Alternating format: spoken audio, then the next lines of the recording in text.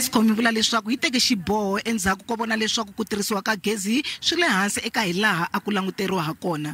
Yi ri sweswi yi na michini leyi endlaka 3,000 megawatts leyi nga le ku lunghisiweni, kasi leyi endlaka 17,000 megawatts yi onhakile.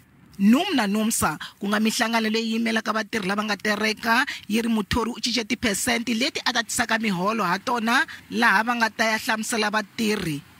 The two burning issues that must be resolved in this round of wage talks is firstly the across the board wage increase that members are making. That's the first thing. The second thing that must be addressed in the proposal is this issue of the conditions of service, which has really become a burning issue for workers at Eskom, especially field workers who are working near the power station plants. Eskom has presented an offer, but on the offer that Eskom has presented, there are 5 items.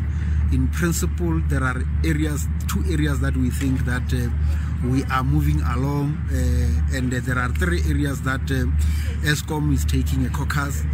Namuntlha nhloko ya Eskom yi tiyisise leswaku yi hlamusele President Cyril Ramaphosa mayelana ni xiphiqo xa gezi kambe a nga nyikanga vuxokoxoko hi vuenti. I was involved in a meeting, 2 meetings as a matter of fact, with the President in the company of Minister Pravin Gordhan. We fully briefed the President on the situation. He is seized with the matter.